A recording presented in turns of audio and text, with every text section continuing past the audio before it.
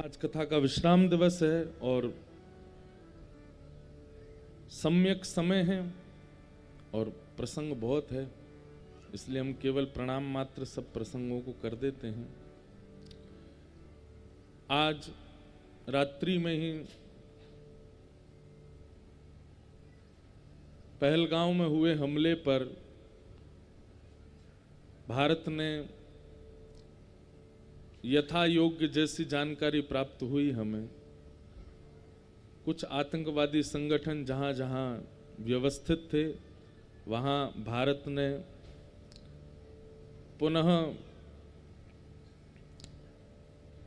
उनके उस गढ़ों को, उनके उस स्थानों को नष्ट कर दिया, ध्वस्त कर दिया।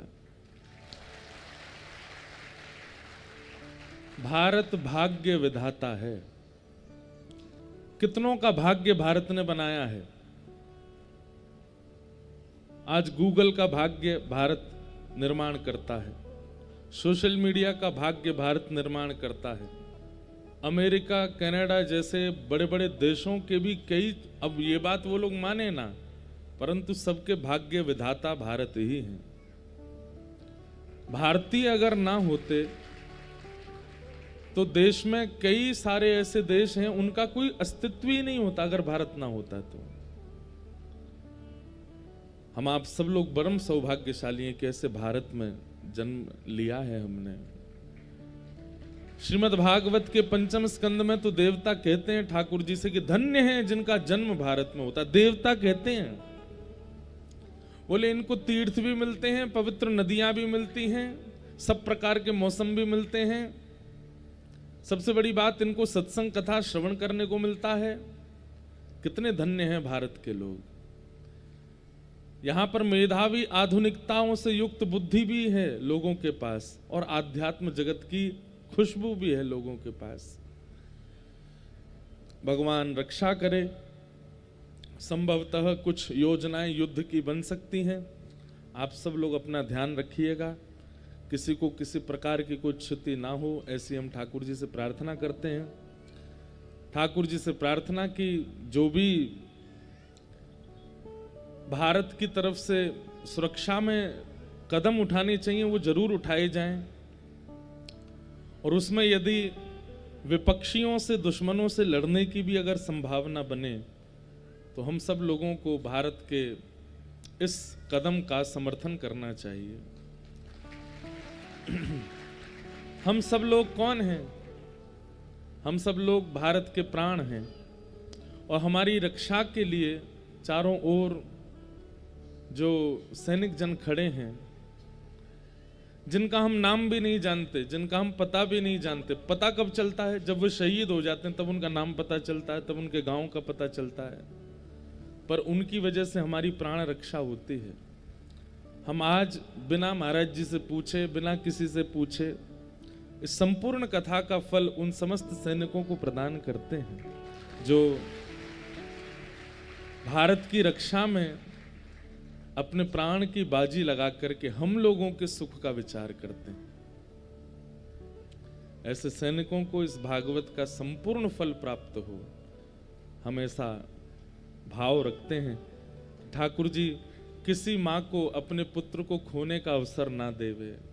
ठाकुर जी ऐसी कृपा करें, अगर संभावना कुछ बने तो कोई बहन अपने पति को ना खोवे, कोई बहन अपने भाई को ना खोवे, कोई माँ अपने पुत्र को ना खोवे, कोई गांव अपने लाल को ना खोवे। ऐसी हम पवई धाम हनुमान जी से प्रार्थना करते हैं, त्रिपुर सुंदरी मैया से प्रार्थना करते हैं। इन 7 दिनों में जो भी यहाँ अनुष्ठान हुआ, यज्ञ हुआ, ये कथा हुई, इन सब का फल हम सब भारत की सुरक्षा में खड़े सैनिकों को प्रदान करते हैं। वे सुरक्षित रहें, ठाकुर जी उन पर खूब बल प्रकट कर दें। अरे हम तो कहते हैं कि ऐसी स्थिति आ जाए, अगर युद्ध की संभावना बने तो सैनिकों के आगे सुदर्शन चक्र लेकर के हमारे चतुर्भुज रूपधारी श्रीमन नारायण खड़े हो जाएं। एक पक्ष में श्री हनुमंत लाल जी खड़े हो जाएं, तीसरे पक्ष में त्रिपुर सुंदरी मैया खड़ी हो जाएं और भारत के सब सैनिकों की भी रक्षा हो।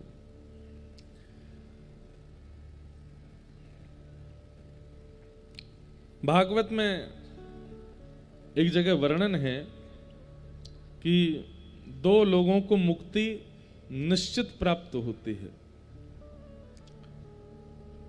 जिस भाव की व्यक्ति में ऐसा भाव वर्णन किया जाता है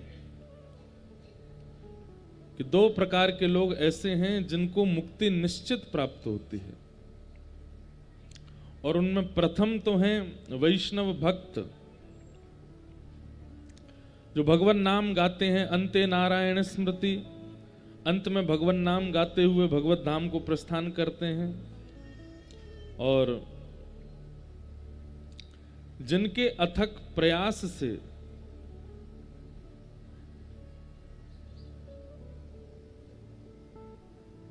द्वौ सम्मता विह मृत्यु दुरापौ यद ब्रह्म संधारण याजिताशु कलेवरम योग रतो विजयात यद्रग्रवीणा रसये निवृत्त है। दो प्रकार के लोगों को मुक्ति निश्चित प्राप्त होती है। पहले तो जो अंते नारायण स्मृति, अंत में भगवान नाम स्मरण करते हुए भगवत धाम को प्राप्त होते हैं, और दूसरे जो अपने राष्ट्र, अपने देश, अपने कुल, सबकी रक्षार्थ युद्ध करते हैं, और जरूरी नहीं कि युद्ध में ही शहीद होते हैं, जीवन भर अपने राष्ट्र की रक्षा के लिए खड़े रहे और फिर अपना जीवन पूर्ण करके यदि वे प्रस्थान करते हैं, अपनी पूरी आयु जी करके भी यदि वो प्रस्थान करते हैं और अपने जीवन का कुछ समय वो देश की रक्षा सुरक्षा के लिए व्यतीत कर चुके हैं, मृत्यु के पश्चात उनको भगवत धाम की प्राप्ति होती है। ठाकुर जी अपने निज परिकर में उनको वास प्रदान करते हैं। तो ऐसे हमारे सैनिकों से हम निवेदन भागवत जी से करते हैं कि उनकी सुरक्षा के लिए, हे भागवत जी आप कृपा करें, नर्मदा मैया कृपा करें, पवई धाम हनुमान जी कृपा करें कि सब सुरक्षित रहें, कोई ऐसी क्षति किसी भी सैनिक को ना पहुंचे, ऐसी भावना है। बोलो वृंदावन बिहारी लाल की। भगवान द्वारिकाधीश बन गए हैं और ठाकुर जी का विवाह श्री रुक्मणी जी के साथ में सुसंपन्न हुआ। रुक्मणी कौन है? साक्षात लक्ष्मी है, और नारायण के अलावा लक्ष्मी का अधिकार और किसी के पास नहीं। भगवान श्री कृष्ण का विवाह रुक्मणी जी से इसलिए हुआ क्योंकि वे नारायण हैं, और नारायण सदा लक्ष्मी के संगी रहते हैं। वृंदावन रस चर्चाओं में श्री किशोरी जी के साथ विवाह का कई प्रसंग आते हैं, परंतु ठाकुर जी की दो लीला हैं, प्रकट और अप्रकट। प्रकट लीला पूरे विश्व के लिए है और अप्रकट लीला रसिकों के लिए है, अप्रकट लीला प्रेमियों के लिए है। जैसे इस प्रकार समझो कि एक व्यक्ति, सब लोग इधर देखना, एक व्यक्ति जब नाट्य मंचन करता है तो नाट्य मंचन करते समय उसका स्वरूप कैसा होता है कि वो है किसी और का पति, वो है किसी और का बेटा, वो है किसी और का भाई, लेकिन जब मंच पर आकर के नाटक करता है तो वहां उसकी पत्नी दूसरी होती है, वहां उसके भाई भी दूसरे होते हैं, वहां उसका परिवार भी दूसरा होता है। 11 वर्ष 56 दिन तक ठाकुर जी को जो लीला है वो वास्तविक लीला है, और 11 वर्ष 56 दिन के बाद जब ठाकुर जी मथुरा द्वारिका लीला में प्रवेश करते हैं, वहां ठाकुर जी अपनी ऐश्वर्य युक्त लीला करते हैं, एक प्रकार से नाट्य मंचन कर रहे हैं। वास्तविकता में तो श्री ठाकुर जी का जो स्वरूप और जो व्यवहार संबंध आदि हैं वो ब्रजवासियों के साथ में जो हैं वो ही सुदृढ़ हैं। इसलिए ठाकुर जी का ये एक प्रकार से मंचन चल रहा है, हम लोगों को समझाने के लिए, हम लोगों को कुछ सिखाने के लिए। नहीं तो श्री राधा कृष्ण गतिर मम, ये दोनों कृष्ण चित्त स्थिता राधा, राधा चित्त स्थितो हरि, जीवने निधने नित्यम, राधा कृष्णौ गतिर्मम, राधा कृष्णौ गतिर्मम। किशोरी जी के चित्त में सदा श्री कृष्ण रहते हैं, और ऐसा कह दें कि किशोरी जी का चित्त श्री कृष्ण है और कृष्ण का चित्त श्री किशोरी जी हैं। ये दोनों एक दूसरे के चित्त ही हैं। बस अब प्रकट लीला में संग निवास करते हैं। प्रकट लीला में किशोरी जी वृंदावन में विराजती हैं और ठाकुर जी का विवाह रुक्मणी जी से। अब बहुत विस्तार का प्रसंग है। तो भगवान का विवाह रुक्मणी जी के साथ में हुआ क्योंकि रुक्मणी लक्ष्मी है।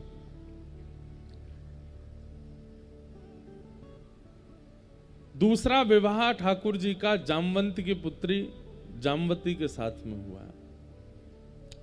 तीसरा विवाह ठाकुर जी का सत्राजित यादव की पुत्री सत्यभामा के साथ हुआ। चौथा विवाह हमारी वृंदावन की रस रानी श्री यमुना जी के साथ में हुआ, कालिंदी। और इस प्रकार भगवान के अष्ट प्रमुख ब्याह हुए। वास्तव में ठाकुर जी का ब्याह किन से हो रहा है? अष्टधा प्रकृति। बहुत ध्यान से सुनिएगा, ठाकुर जी का विवाह किन से हुआ? अष्टधा प्रकृति। पंच प्रकृति हमारे बाहर है और 4 प्रकृति हमारे भीतर है। कुल कितने हुई? 9। लेकिन हमारे भीतर की एक प्रकृति जो है वो ठाकुर जी का स्वरूप है। बहुत ध्यान से सुनो। बाहर की 5 प्रकृति सब जानते हैं, पृथ्वी, जल, अग्नि, वायु, आकाश। इन पंच तत्वों से ही हमारा शरीर बनता है। लेकिन इस शरीर को क्रियान्वित कराने वाली अंतःकरण चतुष्टय, 4 भीतर हमारे रहते हैं, मन, बुद्धि, चित्त और अहंकार। 5 प्रकृति ने शरीर तो बना दिया, लेकिन मन नहीं होगा तो ये शरीर काम नहीं करेगा। चित्त नहीं होगा तो ये शरीर काम नहीं करेगा। आत्मा नहीं होगी तो शरीर काम नहीं करेगा। बुद्धि नहीं होगी तो भी शरीर काम नहीं करेगा। और अहंकार, अहंकार का मतलब यहां पर अभिमान नहीं है। अहंकार का मतलब देहाभिमान है। जैसे प्यास लगती है, आप तुरंत पानी की खोज करके पानी पीते हो, यह देहाभिमान है। आपको नींद आती है, आप बिस्तर पर जाके सो जाते हो। भूख लगती है, भोजन करते हो।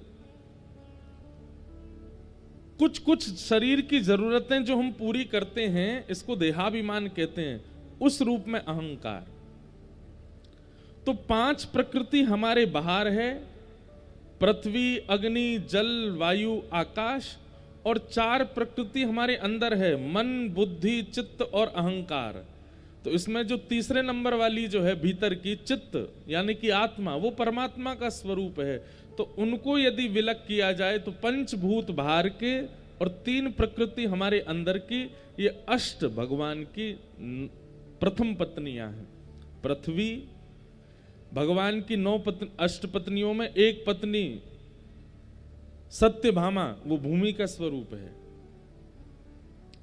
भगवान की एक पत्नी जल का स्वरूप है, यमुना जी। ठाकुर जी की एक पत्नी श्री रुक्मणी जी, वो पावक यानी कि अग्नि का स्वरूप है। मित्रविंदा वायु का स्वरूप है। लक्ष्मणा आकाश का स्वरूप है।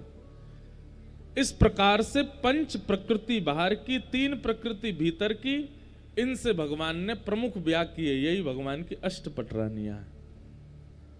कोई स्त्री से ब्याह नहीं कर रहे हैं ठाकुर जी। अपने ही द्वारा बनाई गई जो सृष्टि के 5 प्रकृतियां और 3 प्रकृति भीतर की हैं, उनसे ठाकुर जी ने ब्याह किया।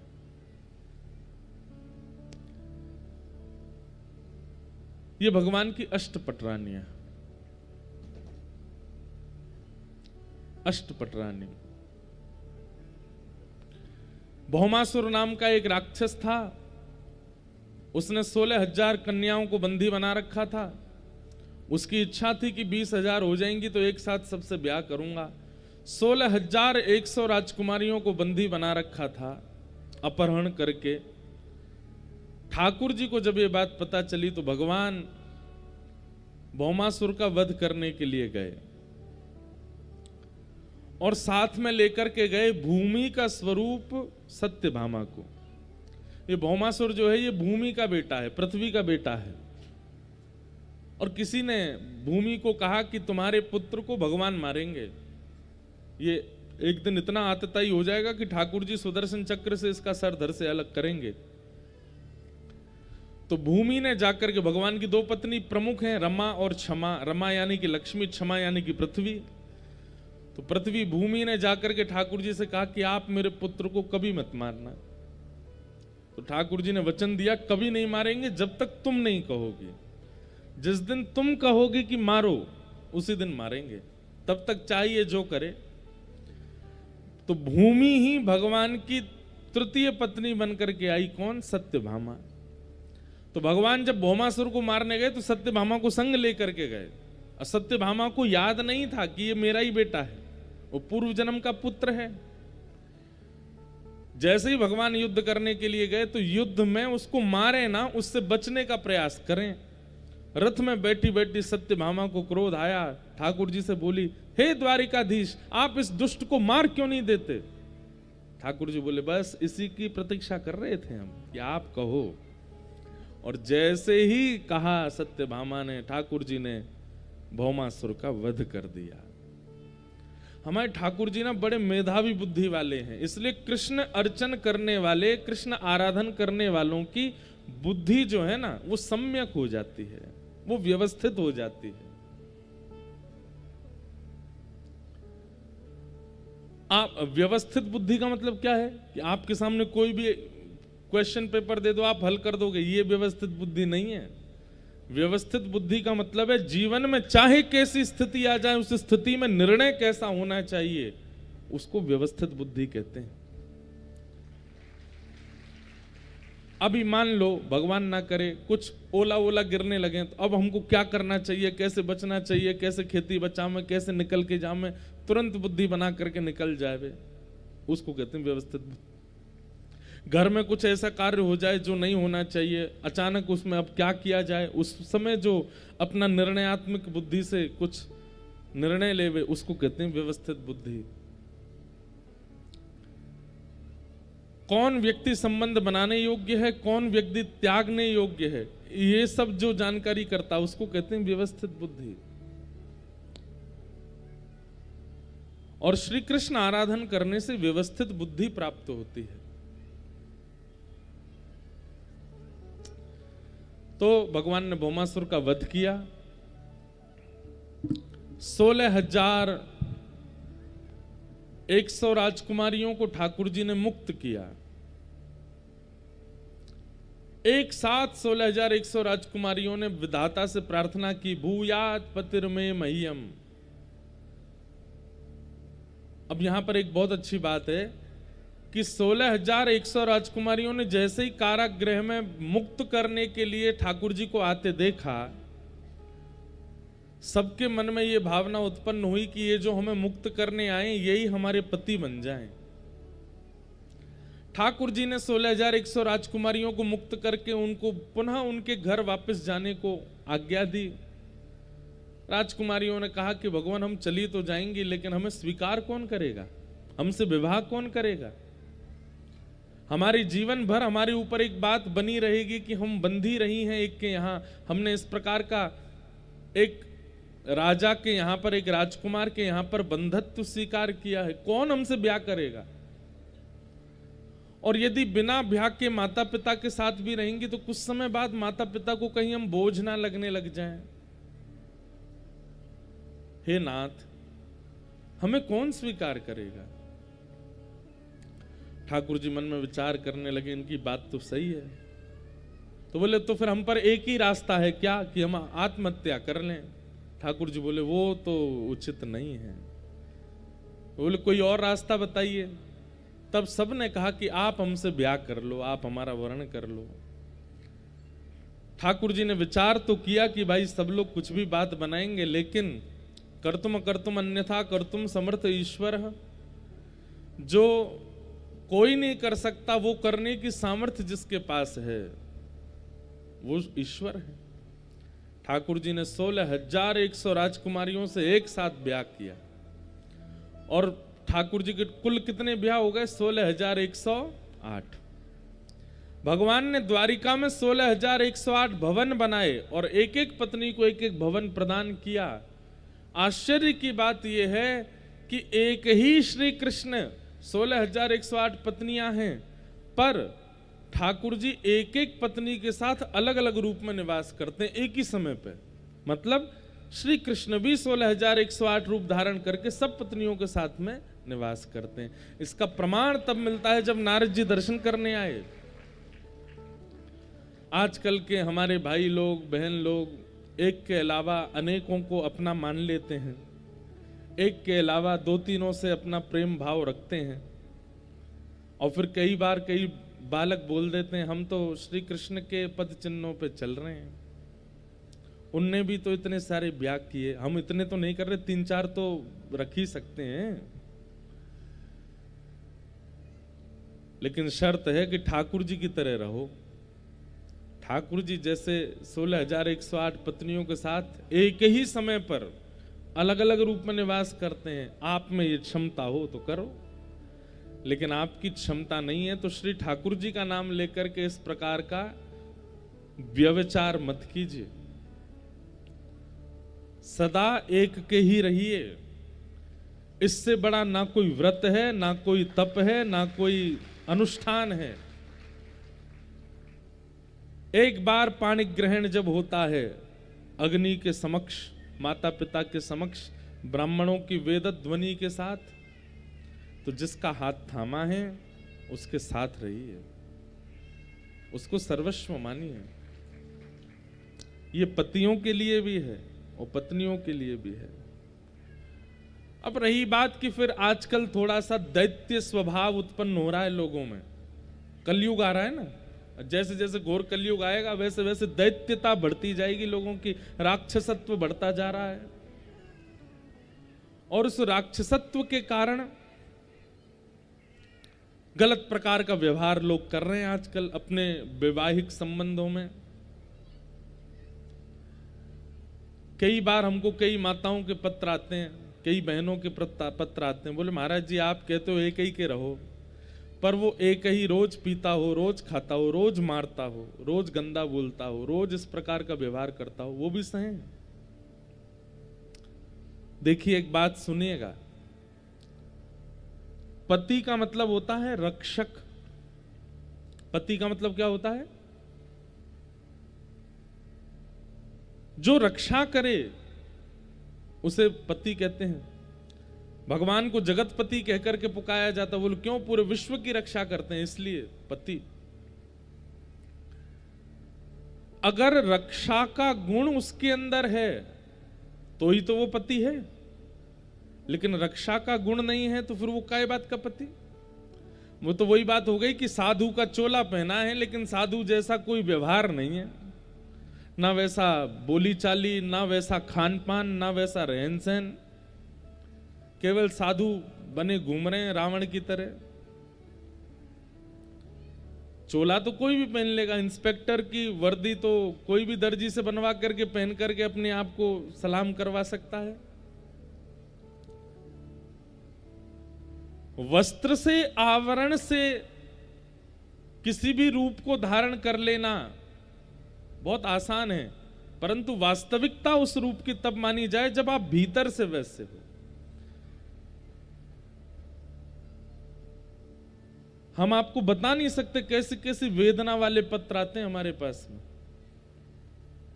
क्या क्या लोग करते हैं अपने अपने घरों में, पर हमें लगता है कि हम सार्वजनिक रूप से कैसे कह दें, इसलिए हम कहते हैं कि रक्षक का गुण है, रक्षा करता है। बच्चों का ध्यान रखना, पत्नी का ध्यान रखना, भविष्य की चिंता करना, बच्चों को पढ़ाना लिखाना आदि आदि ये सब गुण हैं तो ही वो पति है, और ऐसे का निर्वहन करना है। लेकिन मांस भक्षण करता है, परस्त्री गमन करता है, मद्यपान करके मारता पीटता अभद्र भाषा का प्रयोग करता है, उस समय पर बहनों को 3 बार मौका देना चाहिए। बस 3 बार आप प्रयास करो कि वो अपने कुभाव को त्याग करके सुधर जाएं, सुदृढ़ हो जाएं। लेकिन उनका राक्षसत्व फिर यदि खत्म ना हो तब भी वो व्यवहार स्वभाव बना रहे, तो 2 ही उपाय हैं, या तो त्याग या फिर अपना प्रारब्ध मान करके सहन करो, बस। या तो अपना कर्म मान करके सहन करो या फिर त्याग करो। अन्यथा छोटी छोटी बातों पर किसी, अब आप लोग ज्यादा अनुभवी बैठे, हमारा तो हुआ नहीं अभी तक ब्याह, हमको ज्यादा पता नहीं, आपको ज्यादा पता होगा, लेकिन ऐसी बातों पर कोई बात नहीं थी, केवल एक सामान्य सी बात पर कई माताएं बहनों में भाइयों में इसलिए द्वंद्व हो जाता है कि उन्होंने इच्छा प्रकट कर दी कि नहीं गांव छोड़ के शहर में रहो, शहर छोड़ के बड़े शहर में रहो, इनके साथ मत रहो। इन छोटी छोटी बातों पर विवाद हो जाता है, भोजन पानी को लेके विवाद हो जाता है, छोटे छोटे, आजकल तो हम क्या बताएं, इतनी बड़ी बात ही नहीं होती है, सामान्य सी बातों पर लड़ाई करके एक दूसरे से अलग हो जाते हैं, ये अच्छा नहीं है। देखिए एक बात हमारी सुनिएगा, संबंध का मतलब होता है निभाना, और जहां निभाने का गुण ना हो वहां संबंध टिक नहीं सकता। ठाकुर जी ने 16,108 विवाह किए और 16,108 पत्नियों के साथ अलग अलग रूप में ठाकुर जी निवास करते हैं। सबके साथ ठाकुर जी रह करके एक सी क्रिया करते हैं। इसलिए ठाकुर जी जैसे बनने का प्रयास मत कीजिए, ठाकुर जी जो कहते हैं वो करने का प्रयास कीजिए। ठाकुर जी जैसे हम बन नहीं सकते, लेकिन ठाकुर जी जो कहते हैं वो हम कर सकते हैं। भगवान ने 16,108 ब्याह किए। नारद जी महाराज ठाकुर जी की ग्रहचर्या देखने आए। ठाकुर जी की ग्रहचर्या देख करके एक एक पत्नी के साथ अलग अलग रूप में ठाकुर जी रह रहे हैं, ये सब देख करके नारद जी बड़े प्रसन्न हो गए। ठाकुर जी को वंदन किया, बोले जय हो भगवान, ये आप ही कर सकते हो और किसी की सामर्थ्य नहीं है। भगवान की दिनचर्या बताई गई। ठाकुर जी द्वारिका में कैसे निवास करते हैं। ब्रह्म मुहूर्त में ठाकुर जी उठ जाते हैं, उठ करके ठाकुर जी अपने भक्तों का स्मरण करते हैं, स्नान ध्यान करके ठाकुर जी पांचजन्य शंख का नाद करते हैं, और उस शंख के नाद से पूरी द्वारिका का मानो जैसे अलार्म बज जाता है। ठाकुर जी के शंख नाद से ही उठते हैं सब द्वारिका के लोग। हमारे शास्त्र आज्ञा करते हैं कि हर घर में शंख तो होना चाहिए। समुद्र मंथन में 2 रत्न मानवों को भी दिए गए हैं, एक रत्न शंख है और दूसरा गौ माता। आजकल लोग गाय तो रखते नहीं घर में, लेकिन आप लोग सब यहां आसपास गांव में रहने वाले गौ सेवा किया करो।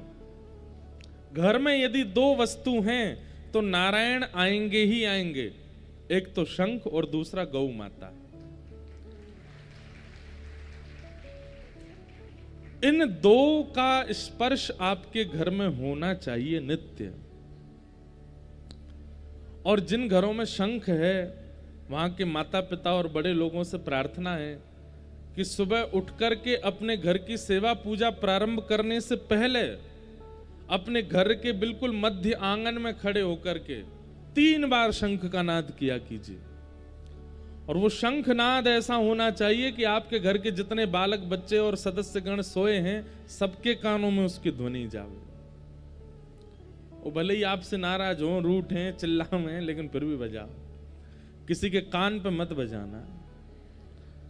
आंगन में मतलब घर के कोने कोने तक शंख की ध्वनि जानी चाहिए।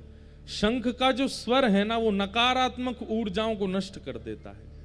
किसी की नजर लगी हो, किसी की अला बला लगी हो, किसी ने बुरी दृष्टि से देखा हो, या फिर किसी भी प्रकार की नकारात्मक ऊर्जा आपके घर में निवास कर रही होगी, नित्य ब्रह्म मुहूर्त में उठ के स्नान ध्यान करके आप अपनी घर की पूजा प्रारंभ करने से पहले शंखनाद करो। अब कई लोग कहते हैं स्त्रियां बजा सकती हैं कि नहीं, अब इसके कई शास्त्रीय प्रमाण तो होंगे, पर शंख नाद करने में जिस वायु का प्रयोग होता है, जिस ऊर्जा का प्रयोग होता है, जिस बल का प्रयोग होता है, वो बल यदि माताएं प्रयोग करेंगी तो उनको कालांतर में कष्ट हो सकता है। इसलिए भाइयों को ही शंखनाद करना चाहिए, और कोई इसमें बड़ी बात नहीं है। भाइयों को ही शंखनाद करना चाहिए। शंखनाद करने में क्योंकि जिस ऊर्जा का प्रयोग किया जाता है ये भाई लोग पूरे दिन खाते पीते पड़े ही तो रहते हैं, क्या करो, इनसे थोड़ी मेहनत करवाओ, लो शंख बजवाओ, लो बजाओ, रोज सुबह सुबह शंख बजाया कीजिए। और संध्या में जब सूर्य और चंद्र दोनों मिलते हैं, सूर्यास्त होता है, चंद्रोदय होता है, रात्रि का संध्या बेला आती है, तब भी एक बार शंखनाद करना चाहिए। जब भी घर में आरती पूजन हो, कोई संत पधारें, कोई महापुरुष पधारें, कोई भक्त पधारें, तब भी शंखनाद होना चाहिए। कोई मंगल कार्य प्रारंभ होता हो, ब्याह होने वाला है, नई बहू घर आने वाली है, बालक का जन्म हुआ है, 100 वर पूरे हो गए हैं, उसके बाद भी शंखनाद करना चाहिए। शंखनाद बहुत बड़ी ऊर्जा है हम भारतीयों की, पर अब धीमे धीमे खत्म होती जा रही है। और दूसरी गौ सेवा, कहते तो ऐसा है कि मानव शरीर से प्रत्येक दिन साल के 365 दिन कोई काम बने चाहे ना बने, पर शंख का स्पर्श और गौ का स्पर्श रोज होना चाहिए हमारे हाथों से। वो रत्न मिला है हमें समुद्र मंथन से, उसी से कल्याण हमारा निश्चित होगा। तो भगवान शंखनाद करते हैं और शंखनाद, पांचजन्य शंख की ध्वनि से पूरी द्वारिका नगरी उठ जाती है। भगवान की फिर दिनचर्या बताई, गौशाला जाते हैं, गौ सेवा करते हैं, लौट करके आके फिर बाल भोग पाते हैं, फिर अपनी स्वधर्मा सभा को संबोधित करते हैं, फिर राजभोग ठाकुर जी पा करके थोड़ी देर द्वारिका भ्रमण पर निकलते हैं। द्वारिका भ्रमण के बाद फिर शाम को आगंतुक लोगों से मिलते हैं, रात्रि का समय अपने परिवार को देते हैं और रात्रि का प्रसाद सब परिवार जनों के साथ पा करके ठाकुर जी विश्राम में जाते हैं। ये नित्य की दिनचर्या है ठाकुर जी की।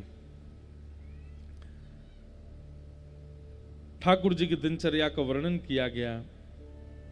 आगे राजसूय यज्ञ की कथा सुनाई गई, जहां पांडवों ने राजसूय यज्ञ किया, ठाकुर जी को निमंत्रित किया। भगवान राजसूय यज्ञ में जा ही रहे थे, तभी जरासंध के यहाँ 20,000 राजकुमार बंदी हैं, उसकी खबर भगवान को पड़ी। तो ठाकुर जी भीम और अर्जुन को संग लेकर के जरासंध के यहाँ गए और जरासंध के साथ में भीम का युद्ध करवाया। ये वही जरासंध है जिसने 17 बार चढ़ाई की थी मथुरा पर, और भगवान 18वीं बार रण छोड़ करके भाग गए। ठाकुर जी ने जरासंध को क्यों नहीं मारा? क्योंकि जरासंध की मृत्यु किसी कारण से भीम के हाथों ही निश्चित थी, इसलिए ठाकुर जी ने उसको नहीं मारा। कई कारण आते हैं। दूसरा कारण कि भगवान पृथ्वी का भार हल्का करने आए थे, और जरासंध जितनी बार युद्ध करने के लिए मथुरा आया, उतनी बार पृथ्वी के चुन चुन करके राक्षसों को लेकर के आया। तो ठाकुर जी ने विचार किया कि मथुरा में बैठे बैठे पृथ्वी का भार हल्का हो रहा है, हर बार इसको नहीं मारेंगे, पूरी सेना मार देंगे इसकी। वो बदले की भावना से फिर सेना लेके आता, ठाकुर जी फिर सेना मार देते, उसको छोड़ देते। इस प्रकार मथुरा में रह करके लाखों की तादाद में पृथ्वी के भार को हल्का किया ठाकुर, इसलिए जरासंध को छोड़ रहे थे। लेकिन अब जरासंध का समय आ चुका था। ठाकुर जी ने रूप बदला। बलराम, अर्जुन, भीम और ठाकुर जी तीनों ब्राह्मण का रूप धारण करके जरासंध के पास गए। जरासंध का नियम बन चुका है, जिस दिन से ठाकुर जी रण छोड़ के भागे उस दिन से ब्राह्मणों को मुंह मांगा दान देता है। जो मांग ले ब्राह्मण वो देता है। आज ब्राह्मणों की कतार में श्री कृष्ण, अर्जुन और भीम तीनों लगे थे। जैसे ही भगवान सामने आए ब्राह्मण का रूप धारण करके, जरासंध ने कहा, मांगिए विप्रवर, क्या चाहिए आपको, मैं दान दूंगा आपको। ठाकुर जी ने कहा, हमको एक ही दान चाहिए। क्या? युद्ध। तुमसे लड़ना चाहते हैं। जरासंध अपने आसन से खड़ा हुआ, जोर से हंसने लगा और कहने लगा, इतने वर्षों से ब्राह्मण सेवा कर रहा हूं, इतना तो जानता हूं कि ब्राह्मण कुछ भी मांग लेगा लेकिन युद्ध नहीं मांग सकता। ये ब्राह्मण के स्वभाव में। आप ब्राह्मण नहीं हो, कौन हो, अपना रूप दिखाओ। ठाकुर जी बड़े प्रसन्न हो गए कि भाई देखो, ये ब्राह्मणों की असली सेवा कर रहा है, ये जानता है कि ब्राह्मण युद्ध नहीं मांगेगा। ठाकुर जी ने अपना मुख दिखाया, बोले, हम श्री कृष्ण हैं। जरासंध बोला, अच्छा, रण छोड़ के भाग गया था मेरे सामने से, अब युद्ध करने आया मुझसे? लेकिन मेरा स्वभाव है भगोड़ों से युद्ध नहीं करता, चल हट जा। ठाकुर जी से ऐसे बोला। हाँ भाई तुम दिखाओ तुम कौन हो। अर्जुन ने अपना मुख दिखाया। जरासंध बोला तुम अर्जुन हो? बोले हाँ। बालकों से युद्ध नहीं करता, चलो जाओ। ये रण छोड़ के भागे इसलिए इनसे युद्ध नहीं, तुम बालक हो इसलिए तुमसे युद्ध नहीं। तीसरे हाँ तुम आओ। भीम ने जैसे ही अपना रूप दिखाया, जरासंध बोला ये थोड़ा मेरी टक्कर का है, इससे मैं युद्ध करूंगा। जरासंध ने घोषणा कर दी, सूर्य उदय से लेकर के सूर्यास्त तक युद्ध करूंगा और सूर्य अस्त होते ही आप लोगों की मेहमान नवाजी करूंगा, आपको खिलाऊंगा पिलाऊंगा सुलाऊंगा, आप मेरे मेहमान हो। भीम तैयारी कर लो, कल से युद्ध होगा। कौन सी को रो रो भैया, अरे मैया लाला बेचारे कछु खवाए दो पिवाए दो।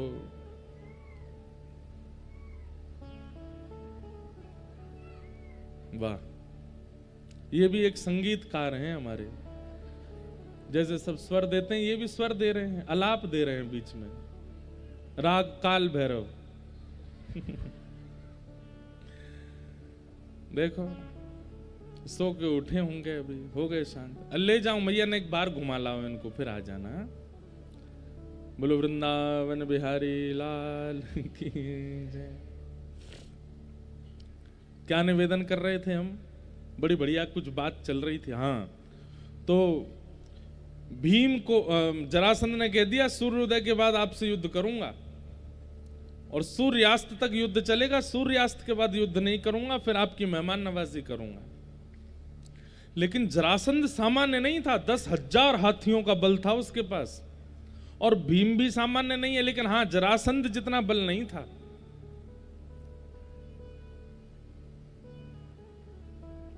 जरासंध जैसे युद्ध करता इतना मारता, नस नस ढीली हो जाती भीम की। और ठाकुर जी और अर्जुन दोनों कोने में बैठे बैठे बढ़िया मजे से देखते रहते और भीम को कहते ऐसे वाला दाव खेलो, ऐसे उठा के फेंक दो इसको। लेकिन जैसे ही भीम लड़ने जाता तो जरासंध इतनी जोर का मुष्टिक प्रहार करता कि 2 मिनट के लिए तो मूर्छा हो जाती। और शाम को जब भीम पस्त हो जाते तब एक हाथ अर्जुन अपने कंधे पर रखते, दूसरा हाथ ठाकुर जी रखते, उसको उठा के लेके जाते भीतर। केला खाओगे? केला खाओ, सेब लाएं तुम्हारे लिए, जूस बना के लाएं। भीम बोला चुप रहो, बैठे बैठे आनंद करते हो, ये नहीं कि थोड़ी मेरी सहायता करो। खाते पीते हो, सोते रहते हो, रात भर खर्राटे मारते हो दोनों, और मुझे चिंता रहती है सुबह लड़ेगा मुझसे। ठाकुर जी बोले तो इतना परेशान क्यों होता है? भगवान ने पांडवों के साथ बड़े आनंद किए हैं। अरे तो मुझे बताओ मेरे साथ क्यों आए हो यहाँ पे? अब मुझे तो पता भी नहीं था कि जरासंध के यहाँ आना है, तुम मुझे लेकर के आए और अब यहाँ होलिका का श्रीफल बना दिया मुझको लाके। पूरे दिन पीटता है मुझको, तुम दोनों आनंद करते हो। ठाकुर जी मंद मुस्कुरा करके बोले भीम,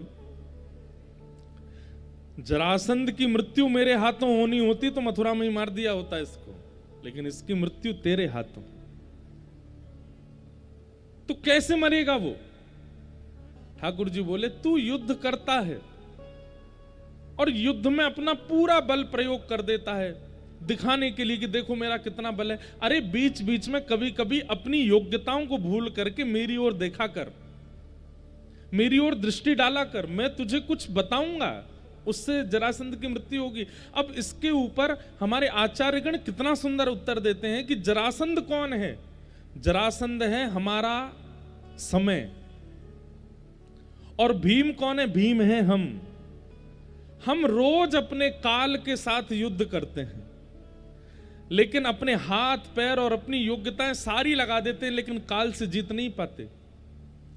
सुबह उठने से प्रारंभ होता है युद्ध हमारे साथ काल का, और रात तक काल हमको पीटता ही रहता है, और रात को पिट पिटा करके पस्त होकर के सो जाते हैं। सुबह उठ के फिर हमारा युद्ध शुरू हो जाता है। और फिर ठाकुर जी से कहते हैं ठाकुर जी आप मुझ पर कृपा क्यों नहीं करते, आप मेरी रक्षा क्यों नहीं करते, आप मेरे ऊपर दृष्टि क्यों नहीं रखते? ठाकुर जी कहते हैं तू अपने आप को इतना योग्य मान करके युद्ध करता है, तुझे लगता है कि तू जीत जाएगा।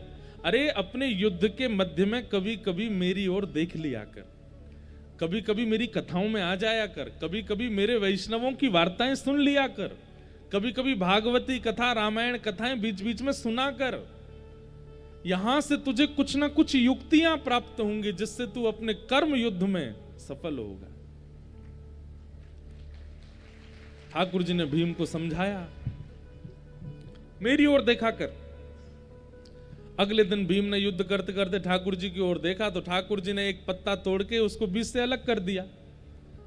ठाकुर जी ने मानो कह दिया कि ये मुष्टिक प्रहार, गदा प्रहार और इन सब से कुछ नहीं होगा इसका। एक पैर पर अपना एक पैर रखो, इसके एक पैर पर एक पैर रख के दूसरे पैर से इसको बीच से अलग कर दो। इसकी मृत्यु तभी होगी जब ये बीच से विदीर्ण होगा। भीम ने वही किया, ऐसा दांव खेला कि उसके एक पैर पर चढ़ गया, दूसरा पैर पकड़ करके बेग से ऊपर खींचा, बीच से जरासंध अलग हो गया। जैसे ही जरासंध अलग हुआ भीम खुश हो गया, ठाकुर जी की ओर दोनों भुजाएं उठा करके कहने लगा, केशव मैं जीत गया, श्री कृष्ण मैं जीत गया। भगवान बोले पीछे देख। जैसे पीछे देखा तो वो तो फिर से एक हो गया, फिर से मारना शुरू किया उसने। इतना मारा, भीम रात को फिर पिटपिटा करके दोनों के कंधा पे हाथ धर के आया कमरे में। ठाकुर जी बोले केला खाओगे, जूस बनाए चीकू का। जरासंध बोला ये सब क्या नाटक करते हो आप, आज तो मैंने देखा था आपकी ओर, फिर कैसे हार गया मैं।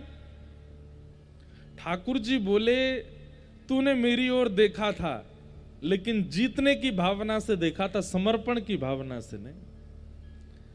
अरे तू कर्म कर रहा है, उस कर्म में अगर मेरी ओर स्वार्थ दृष्टि से देखेगा कि मेरा ये काम बन जाए, नाथ कृपा करो मेरा ये काम हो जाए, नहीं, निस्वार्थ भाव से मेरे समीप आ। तू युद्ध भूल करके मुझे देखा कर, जरासंध को मारने की भावना भूल करके मेरी ओर देखा कर, एक समर्पण भाव से मेरी ओर देखा कर, तब मैं युक्ति बताऊंगा। अच्छा, युक्ति तो ठाकुर जी पहले भी बता रहे थे, लेकिन अब क्या विशेष हुआ? बोले जब तू समर्पण की भावना से मेरी ओर देखेगा तो जल्दीबाजी में नहीं देखेगा, धैर्यवंत होकर के देखेगा। जरासंध बोला कल धैर्य धारण करके देखूंगा। दूसरे दिन जैसे ठाकुर जी की ओर समर्पण की भावना से देखा, धैर्य चित्त में आया। कल तो जल्दीबाजी में था तो भगवान ने इतना इशारा किया, इतने में तो वो लड़ने लगा। आज जब धैर्यवंत होकर के देखा तो ठाकुर जी ने बीच से अलग करके विपरीत दिशा में फेंकने की आज्ञा दी। धैर्यवंत होकर के जब भीम ने देखा और युद्ध करते हुए उसी प्रकार से बीच से अलग करके विपरीत दिशा में जब फेंका, खूब प्रयास किया उसने एक होने का, लेकिन वो एक नहीं हो पाया और जरासंध की मृत्यु हो गई। बोलो भक्त वत्सल भगवान की। तो युद्ध के बीच अपने समय से युद्ध, काल से युद्ध, कर्म से युद्ध करते करते ठाकुर जी कहते हैं समर्पण की भावना से मेरे सन्मुख आया करो, जीतने की भावना से नहीं। समर्पण की भावना से कुछ तो प्रस्तुत करूंगा। भगवान ने पांडवों का राजसूय यज्ञ संपन्न कराया, वहीं पर शिशुपाल का वध किया। इस प्रकार सूर्य ग्रहण में फिर ठाकुर जी कुरुक्षेत्र गए। वहां जाकर के भगवान ब्रजवासियों से 100 वर्ष बाद मिले। किशोरी जी के साथ में मिलन हुआ, यशोदा मैया जी के साथ मिलन हुआ। ऐसी ऐसी कथाएं सुनाई जाती हैं। भगवान के परम मित्र श्री सुदामा जी का चरित्र सुनाया गया। कृष्णस्यासीत् सखा कश्चित् ब्राह्मणो ब्रह्मवित्तमः विरक्त इंद्रियार्थेषु प्रशांतात्मा जितेंद्रियः। भगवान के परम सखा हैं श्री सुदामा जी महाराज।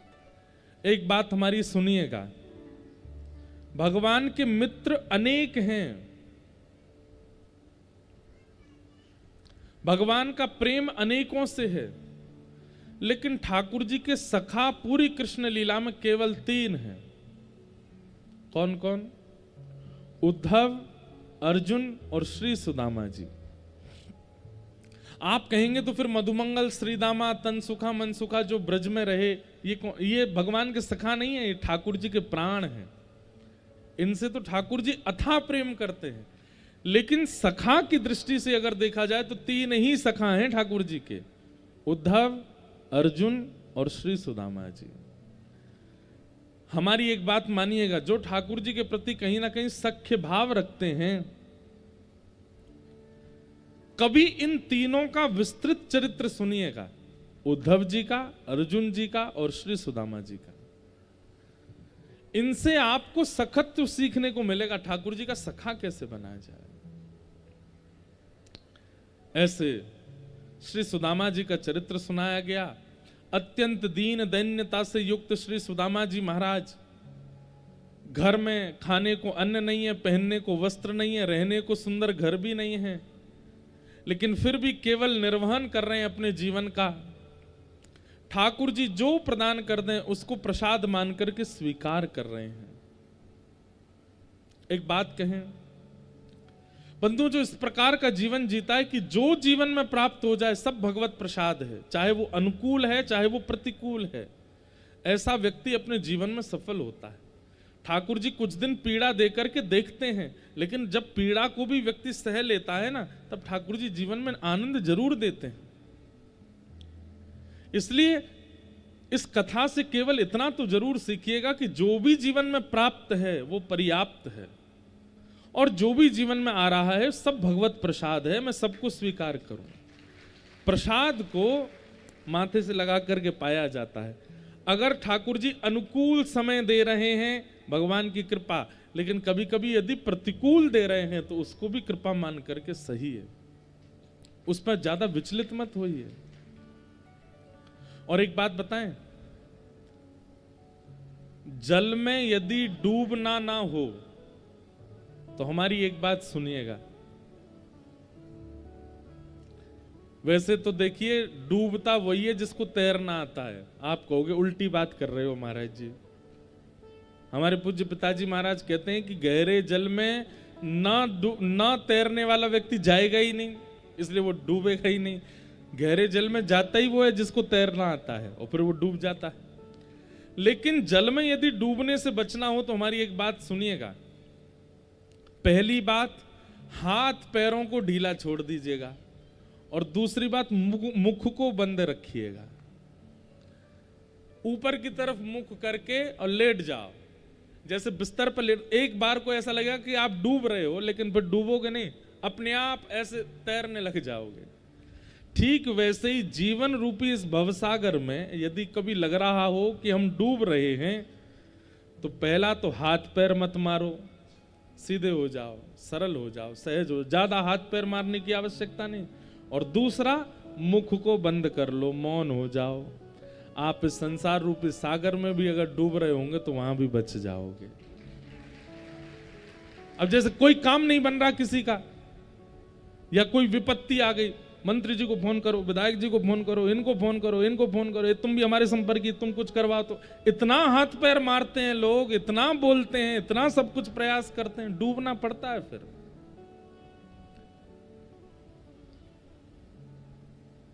सम हो जाओ, शांत हो जाओ, व्यवस्थित हो जाओ। जो जरूरत है वो शांतता ही बताएगी आपको कि क्या जरूरत है। जब व्यक्ति अशांत होता है ना, तो पूरी देश दुनिया में घूम आता है, और ये होगा, ये होगा, ऐसे हो जाएगा, ऐसे हो जाएगा, फिर वो विचलित होता है। शांत व्यक्ति जो होता है ना, वो एक क्रिया करता है, बस वो एक क्रिया से ही सफल हो जाता है। कथा शांत रहना सिखाती है, अशांति नहीं होती है। कथा सुनने के बाद भी अगर आपके अंदर अशांति है तो उस वक्ता को दंड मिलेगा जिसकी कथा सुनने के बाद भी तुम अशांत हो। इसलिए अब थोड़ा सा जीवन में शांति ले आइए, थोड़ा कम वार्तालाप कीजिए, थोड़ा कम हाथ पैर मारिए। जीवन बहुत बड़ा नहीं है, छोटा सा है। जितना है उसको बहुत व्यवस्थित ढंग से जीने का प्रयास कीजिए। प्रसन्न रहिए, प्रसन्नताएं बांटते रहिए। अपने जीवन में भले ही कष्ट आ जाए, लेकिन फिर भी जब भी किसी से मिलो प्रसन्नता से रहो, प्रसन्नता में जियो। कई लोग हैं, कल हम एक कॉलेज में गए थे, वहां के बच्चों में से एक ने मुझसे प्रश्न किया, बहुत अच्छा प्रश्न था, कि महाराज जी हम लोग सक्सेस इतना सोच लेते हैं कि हमारा जीवन फिर उसी पर निर्भर होता है कि वो प्राप्त करना है। हमने कहा यही बात तो भगवान गीता में समझा रहे हैं कि हम फल को इतना सोच लेते हैं, इतना सोच लेते हैं कि फिर कर्म पर हमारा ध्यान नहीं रहता, हमारा फल की इच्छा पे ही ध्यान रहता है। हमारी आपसे प्रार्थना है, अगर आप श्रेष्ठ बनना ही जीवन मानते हो तो रावण के पास भी बहुत श्रेष्ठताएं थीं। नाम, यश, वैभव, कीर्ति प्राप्त करना ही अगर आप जीवन मानते हो तो रावण के पास बहुत कीर्ति थी।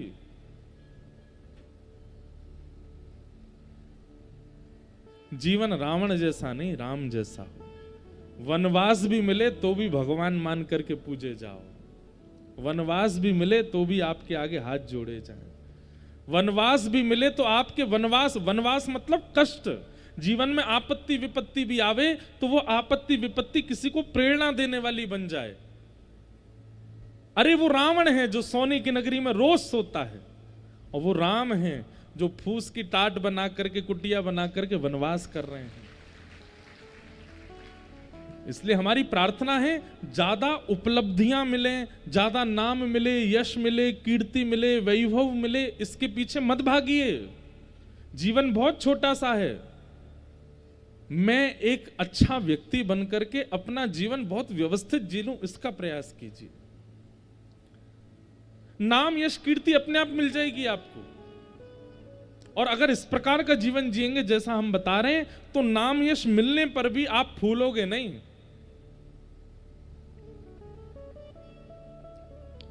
हम उस समय में भी कथा कर चुके हैं जब कथा में 7 दिन निकल गए और 5 से ज्यादा लोग ही नहीं आए। वो समय की भी कथाएं की हैं और आज की भी कथा कर रहे हैं। इतनी दूर दराज गांव में भी अभी यही कथा जबलपुर शहर में होती, वहां हालत क्या होती। लेकिन इतनी संख्या में लोग आ रहे हैं। लेकिन सत्य बताते हैं, भागवत जी की ऐसी कृपा है, किसी की मान प्रतिष्ठा की ना तो इच्छा है और ना उससे ज्यादा फूलते हैं। बहुत समय हम तो बहुत सहज, हमको महाराज बन के रहना अच्छा ही नहीं लगता। हम तो रात में चले जाते हैं, खेलते हैं, कूदते हैं, ऊधम मचाते हैं खूब रात में। अब दिन में क्योंकि व्यस्तता रहती, गर्मी रहती, रात को जाते हैं, खेलते हैं। कल रात को गए, हमारे अनिरुद्धाचार्य जी महाराज की कथा चल रही है। 6-7 बॉलों पे इतने छक्के मार के आए उनके उनकी बॉलों की, उनके नहीं, गलत अर्थ मत लगा लेना। तो सब अपने भाई बंधु हैं, अपने क्षेत्र में सब लोग, उनका गांव यही है, तो कल बुलाए थे तो वहां गए, रात में उनके साथ भी आनंद किया। अभी हमारी कथा है जो कल से नासिक में, वहां के महाराज जी पिछले 30 साल से मौन हैं और अपने संपूर्ण जीवन में उन्होंने 3 लोगों का स्पर्श किया है। स्पर्श नहीं करते किसी का, वो तीसरे व्यक्ति हम हैं, हमारा स्पर्श किया उन्होंने। और जिस दिन स्पर्श किया था, 1 महीना की जब हमने कथा की थी, पूरा शरीर ठंडा पड़ गया था और मैं 2 दिन तक तो यही विचार नहीं कर पा रहा था कि मुझे हो क्या रहा है। ऐसे तपस्वी महात्मा, वो हमारे साथ गेंद खेलते हैं, हम क्रिकेट खेलते हैं उनके साथ। ऐसे महापुरुष हैं कि साक्षात देव दत्त दिखते हैं, उनमें दत्त भगवान दिखते हैं। उनके मंदिर में 100 किलो से ज्यादा भारी प्रतिमा है दत्त भगवान की। और जिस दिन प्रतिष्ठान हुआ मंदिर का, बिना क्रेन के ऐसे अंक में भर के दत्त भगवान को उठा करके गर्भगृह में विराजमान किया महाराज जी ने। ऐसे महापुरुष बोलते नहीं है, मौन रहते हैं, लिख करके बात करते हैं। लिखते भी हिंदी नहीं है, संस्कृत में लिख करके बात करते हैं। ऐसे अद्भुत महापुरुष हैं। आयु उनकी कितनी है कोई जानता नहीं, लेकिन 25 वर्ष के देखने में लगते हैं, पर आयु उनकी बहुत है। अद्भुत महापुरुष हैं, उनकी बड़ी कृपा है हमारे ऊपर। ऐसे कल से हमारे ये वस्त्र नहीं होंगे, कल से हम दूसरे वस्त्रों में होंगे, अपरस में रहेंगे। अनुष्ठानिक विधि से वहां कथा होती है और फिर रात में खूब कीर्तन होता है, अभंग होते हैं, नृत्य होता है, खेल होते हैं, कूद होते हैं, उत्सव होते हैं, बहुत आनंद आता है। तो इसलिए भैया, नाम प्रतिष्ठा यश के लिए मत जिए। एक मैं व्यक्ति बन सकूं अच्छा, और अपने जीवन के उद्देश्य से, अपने कर्म से, अपने वचन से कुछ लोगों को सुधार सकूं, ऐसी भावना रखो और अपना जीवन जीजिए। सुदामा जी महाराज का पावन चरित्र सुनाया गया। और इस प्रकार से अब हमको थोड़ी शीघ्रता करनी है क्योंकि समय हो गया है, हमारी फ्लाइट भी है। इस प्रकार संपूर्ण भगवान के भक्तों के चरित्र सुनाए गए। ठाकुर जी ने अपने बालकों को समझाया कि कभी संतों का अपमान मत करना, लेकिन फिर भी ठाकुर जी के बालकों ने भगवान की नहीं सुनी, महापुरुषों का अपमान कर दिया। संतों ने श्राप दे दिया कि जिस शाम को तुम साड़ी पहना करके लाए हो, इसी के गर्भ से लोहपिंड जन्मेगा और पूरा यदुवंश का नाश होगा। लोहपिंड घिस करके समुद्र में फेंक दिया। एरका नाम की घास विषैली बन गया। किसी बात पर विवाद हुआ, लड़ते लड़ते समुद्र किनारे पहुंचे और समस्त यदुवंशियों ने एक दूसरे का वध कर दिया। साक्षात शेषावतार श्री बलराम जी महाराज ने जब ये दृश्य देखा, ठाकुर जी से जाके बोले, लाला ये सब यदुवंशी आपस में झगड़ के मर गए, अब कहा करें। ठाकुर जी बोले, सब मेरी इच्छा तेरो भैया, आप चिंता मत करो। अगर मैं पृथ्वी का भार हल्का करने आया था तो मैंने भार तो हल्का किया, लेकिन यदुवंशी जो है ना, ये मेरे समान बल प्राप्त करके पृथ्वी पर भार बन जाते, इसलिए इनका अंत निश्चित है। आप बिल्कुल चिंता मत करो, आप अपनी लीला पूरी करके प्रस्थान करो। श्री बलराम जी महाराज शेषनाग का रूप धारण करके क्षीर सागर में प्रवेश कर गए। बोलो बलराम जी महाराज की। ठाकुर जी प्रभाषित क्षेत्र में गए, वहां पर एक भेलिया ने पैर में बाण मार दिया। ठाकुर जी ने उस भेलिया से कहा कि विमान हमारे लिए आया वैकुंठ से, तुम इसमें बैठ करके वैकुंठ चले जाओ, हमारे कुछ कार्य शेष रह गए, हम पूरा करके आते हैं। भगवत इच्छा से ये सब क्रिया हुई। उद्धव जी महाराज को ठाकुर जी ने ज्ञान उपदेश किया, मैत्रेय मुनि को ज्ञान उपदेश किया। अर्जुन को ठाकुर जी ने कहा कि मेरी पत्नियों को लेकर के, अष्टपत्नियों को लेकर तुम वृंदावन चले जाओ, क्योंकि मेरे जाते ही द्वारिका डूब जाएगी। अर्जुन को तनिक अभिमान था गांडीव धनुष का। ठाकुर जी बोले, जाते जाते ये और नष्ट कर जाएं। गांडीव धनुष हाथ में लेकर के भगवान की अष्टपत्नियों को लेकर के अर्जुन वृंदावन जा रहे थे। बहुत पीड़ा में थे कि ठाकुर जी लीला पूरी कर रहे हैं, लेकिन अपने गांडीव धनुष को आगे लेकर के जैसे ही चल रहे थे, भगवान एक अपहरणकर्ता का रूप धारण करके आए और अष्टपत्नियों को अर्जुन से अपहरण करके ले गए। अर्जुन कुछ नहीं कर पाया। जाते जाते भगवान ने अर्जुन को बता दिया, तेरे गांडीव धनुष में भी ताकत तब है जब कृष्ण साथ खड़े हों, नहीं तो ये भी किसी कार्य का नहीं है। अर्जुन का जो तनिक अभिमान था वो भी चूर चूर हो गया। जाते जाते भगवान ने ये सब लीलाएं की। उद्धव ने भगवान से प्रार्थना की, हे नाथ, कभी आपका अनुभव करना हो कलयुग के जीवों को तो वो क्या करें। ठाकुर जी बोले, उद्धव, मेरा शरीर एक दिव्य ज्योति बनकर के जहां विराजमान हो उसी को ही मेरा स्वरूप माना जाए। तिरोधाय प्रविष्टोयम श्रीमद् भागवतारणवम। ठाकुर जी एक ज्योति रूप में परिवर्तित होकर 7 बार आकाश में भ्रमण करके जो चतुश्लोकी भागवत भगवान ने अपने मुख से प्रकट की, उसी में ठाकुर जी जाकर के विराजमान हो गए। वही भागवत जी 18,000 श्लोकों में युक्त करके श्री वेदव्यास जी ने हमको प्रदान की। कलयुग में यदि साक्षात श्री कृष्ण कहीं विराज रहे हैं तो वो श्रीमद् भागवत में विराज रहे हैं, इन्हीं के आश्रय में विराज रहे हैं। ऐसे भागवत भगवान की जय। श्री कृष्ण कन्हैया लाल की जय। ठाकुर जी भागवत जी में विराजमान हो गए। इस प्रकार द्वारिका का लय हुआ। यहां पर पांडवों को पता चला कि भगवान लीला पूरी करके चले गए, तो पांडव परीक्षित को राज्य गद्दी पर बिठा करके स्वर्गारोहण को चले गए। परीक्षित राजा बड़े हुए, उन्होंने कलयुग को 5 स्थान दिए। स्वयं भटके, गंगा के तट पर आकर के सप्ताह कथा का श्रवण किया। आज 7वां दिन कथा का विश्राम है। सुखदेव जी महाराज ने परीक्षित को समझाया, त्वम तु राजन मरिष्येति पशु बुद्धिम इमाम जही। ये पशु बुद्धि अपने मन से त्याग दो कि तुम मरोगे। हमारा शरीर मरता है, शरीर जन्म लेता है, हम तो नित्य मुक्त शुद्ध आत्मा है। हम तो जब तक कर्म बंधन में बंधे हैं तब तक शरीर बदलते रहेंगे, लेकिन कर्म बंधन जिस दिन मुक्त हो जाएगा उस दिन भगवत प्राप्ति हो जाएगी। इस प्रकार से संपूर्ण कथाएं श्रवण कराई गई। तक्षक सर्प ने आकर के परीक्षित जी को डस दिया, उनका 5 भौतिक शरीर जल करके राख हो गया, आत्मा परमात्मा में विलीन हो गई और श्रीमद् भागवत की कथा सुनना उनका सार्थक हुआ। बोलो भागवत भगवान की। अनेक अनेक कथाएं सब यहाँ सुनाई गई। मैत्रेय मुनि मार्कंडेय जी ने प्रलय काल का दर्शन किया। करार विंदेन पदार विंदम मुखार विंदे विनवेशयंतम वटस्य पत्रस्य पुटे शयानम बालम मुकुंदम मनसा स्मरामि।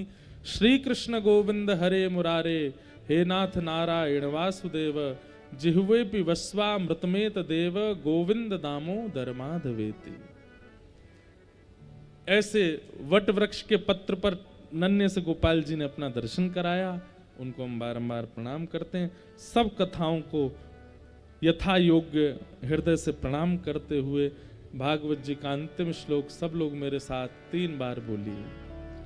नाम संकीर्तनम यस्य नाम संकीर्तनम यस्य सर्व पाप प्रणाशनो सर्व पाप प्रणाशनो प्रणामो दुःख समनः नामो दुःख समनः तम नमामि हरिं परम। तं नमामि हरिं परम्। नाम संकीर्तनम यस्य नाम संकीर्तनम यस्य सर्व पाप प्रणाशनो सर्व पाप प्रणाशनो प्रणामो दुःख समनः नामो दुःख समनः तम नमामि हरिं परम। तं नमामि हरिं परम्। नाम संकीर्तनम यस्य नाम संकीर्तनम यस्य सर्व पाप प्रणाशनो सर्व पाप प्रणाशनो प्रणामो दुःख समनः नामो दुःख समनः तम नमामि हरिं परम। तं नमामि हरिं परम्। नाम संकीर्तनम यस्य सर्व पाप प्रणाशनो प्रणामो दुःख समनस्तम नमामि हरिं परम। ऐसे हरि को हम बारंबार प्रणाम करते हैं जिनके नाम स्मरण मात्र से हमारे जीवन के समस्त पाप नष्ट हो जाते हैं। ऐसे ठाकुर जी के पावन नाम को, जिस नाम के आश्रय से ही हमारी सद्गति है, उसे हम बारंबार वंदन करते हैं, प्रणाम करते हैं। बोलो बाल कृष्ण लाल की, श्री वृंदावन बिहारी लाल की, श्री राधा रमण लाल की, श्री राधा वल्लभ लाल की, गंगा यमुना मैया की, सर्वदेव मयी श्री नर्मदा मैया की, भारत माता की, गौ माता की, अपने अपने माता पिता की, अपने सद्गुरुदेव भगवान की, पवई धाम श्री हनुमान जी महाराज की, त्रिपुर सुंदरी मैया की, सब संतन की, सब भक्तन की, सब विप्रन की, समस्त ब्रजवासिन की, सप्ताह कथा महोत्सव की, आए हुए समस्त श्रोताओं की, कथा के समस्त कार्यकर्ताओं की, कथा के समस्त व्यवस्थाओं की, पूज्य महाराज जी की, सब विप्रों की जय जय श्री राम, जय जय श्री राम, जय जय श्री राम। नमः पार्वती पतये हर हर महादेव, नर्मदे हर। आप सब लोगों को बारंबार प्रणाम करते हैं। यथा योग्य यथा सम्मति सब लोगों को वंदन करते हैं। हमारे पूज्य महाराज जी श्री महेंद्रानंद जी महाराज आपके सत्संकल्प को और आपके इस प्रयास को, जिस प्रयास से आप श्री नर्मदा जी के भाव को देख रहे हैं, ठाकुर जी से प्रार्थना उसमें जरूर आपको सफलता प्राप्त हो। हमारी जैसी सेवा नर्मदा जी के आपके इस अभियान में हो सके कि हम करने का प्रयास करेंगे।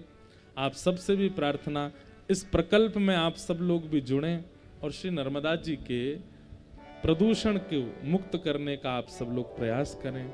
और पवई धाम हनुमान जी को प्रणाम, त्रिपुर सुंदरी मैया को प्रणाम, हमारी प्यारी माँ के नाम से ही जिनका नाम है ऐसी नर्मदा मैया को बारंबार प्रणाम। और प्रार्थना करेंगे कि श्री नर्मदा जी कृपा करें, पुनः नर्मदा खंड में और विशेष रूप से जबलपुर में फिर से आने का अवसर प्राप्त हो। आप सब लोगों को बारंबार प्रणाम करते हैं। कथा के समस्त व्यवस्था कर्मियों को, अब सबके नाम तो हमको नहीं पता, एक आध दो के नाम कहें तो बाकी बोले अच्छा हमारा नाम नहीं बोले, हमने ऐसे किया। सबको हम प्रणाम मात्र करते हैं, सबको वंदन करते हैं। आप सब लोग नाम की इच्छाएं मत रखा कीजिए। व्यास मंच से आपको केवल एक बार आशीष प्राप्त हो जाए, महत्पुरुषों का नाम बोला जाए, ये अच्छी बात है, पर बाकी सब लोग तो केवल इतनी भावना रखें कि हमें आशीष प्राप्त हो। इसके अलावा हमारा और कोई भाव व्यास मंच के प्रति ना हो। ये साक्षात ठाकुर जी का व्यास मंच है, इसके प्रति व्यास जो इच्छा से बोले वो सर्वगुण होना चाहिए, ऐसी हमारी प्रार्थना है।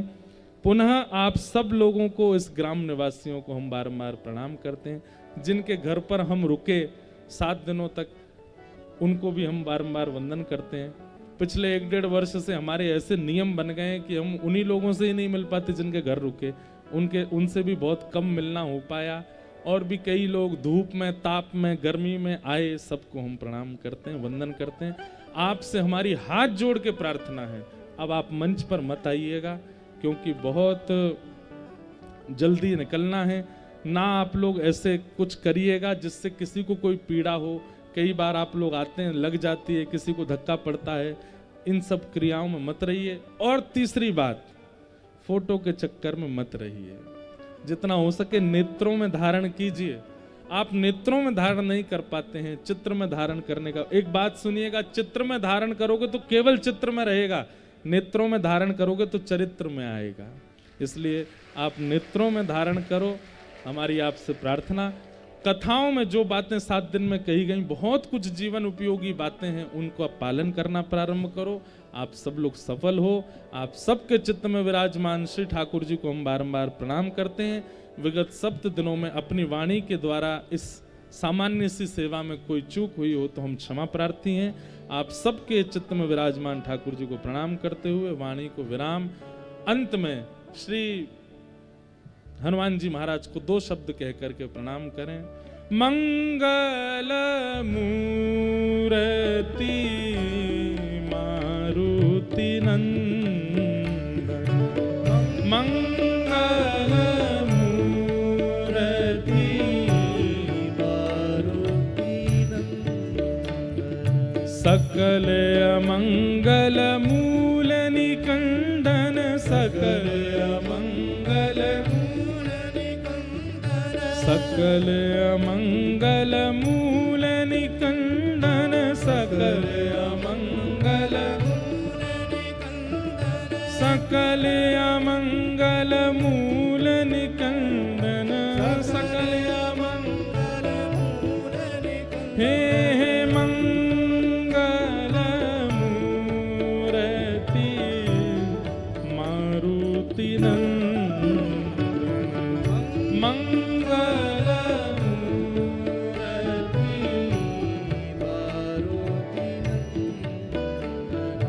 वंदौ राम लखन वैदेही, वंदौ राम लखन वैदेही, वंदौ राम लखन वैदेही, वंदौ राम लखन वैदेही, ये तुलसी के परम स्नेही, ये तुलसी के परम स्नेही, हे मंगल मूर्ति मारुति नंदन,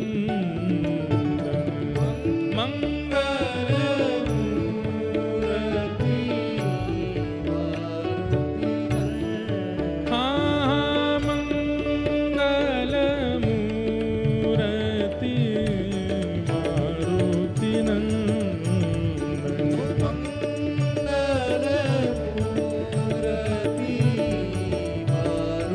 हमारे भारत में एक स्थान है मेहंदीपुर बालाजी, और वहां पर एक मोहनदास नाम के बाबा हुए। उनको स्वयं हनुमान जी महाराज ने प्रकट होकर के अपना सर्वप्रिय कीर्तन बताया, और उस कीर्तन को गाने से राम जी भी प्रसन्न होते हैं, हनुमान जी भी प्रसन्न होते हैं, सीता जी भी प्रसन्न होते हैं। वही कीर्तन गाते हुए हम लोग आज वाणी को विराम दें। सीताराम हनुमान, सीताराम हनुमान, सीताराम हनुमान, सीताराम हनुमान, सीताराम हनुमान, सीताराम हनुमान, सीताराम हनुमान, सीताराम हनुमान,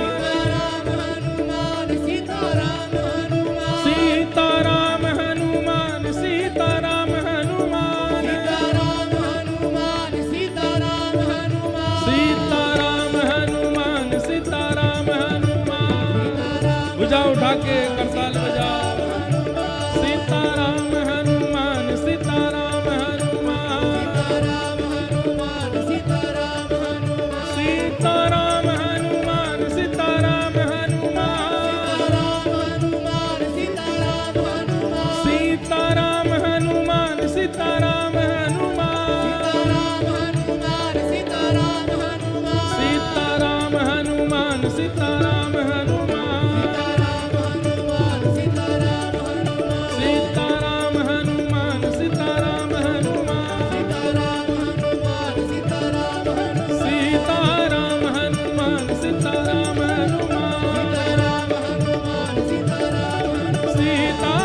हनुमान, सीताराम हनुमान।